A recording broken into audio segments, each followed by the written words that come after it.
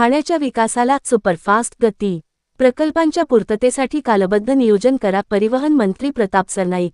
Metro, Ghodbunder road, shooting range, pod टॅक्सींसह महत्त्वाकांक्षी प्रकल्पांचा घेतला आढावा। दिवाळीपूर्वी फुटबॉल टर्फ व जलतरण तलाव नागरिकांसाठी खुले करण्याचे निर्देश। ठाणे शहराचा वेगाने होणारा विस्तार आणि भविष्यातील गरजा लक्षात घेऊन शहरातील पायाभूत सुविधा अधिक सक्षम करण्यासोबतच प्रलंबित विकासकामांना गती देण्याचे निर्देश परिवहन मंत्री प्रताप सरनाईक यांनी आज दिले।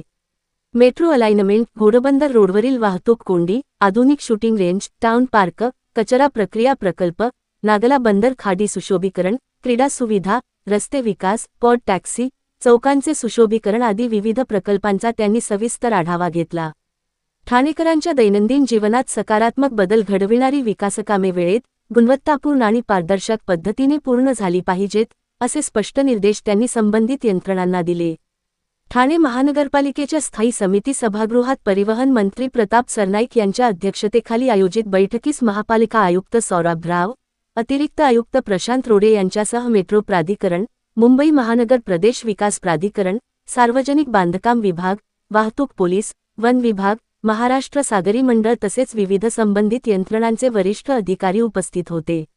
घेण्याकरता महापालिकेमध्ये एका बैठकीचे आयोजन करण्यात आले होते आणि त्या बैठकीला विविध स्तरावर चर्चा झाली।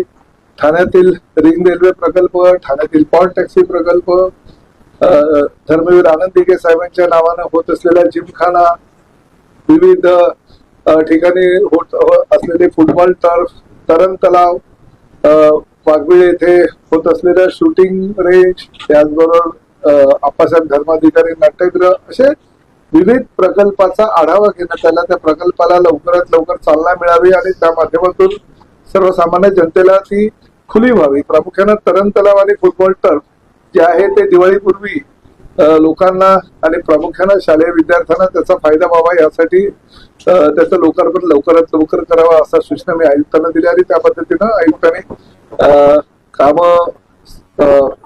विविध अधिकाऱ्यांना वाटून दिली आणि लवकरात लवकर साधारणतः दिवाळीपूर्वी हे सगळे लोकार्पणाचे कार्यक्रम पूर्ण होतील अशी ग्वाही मला दिली।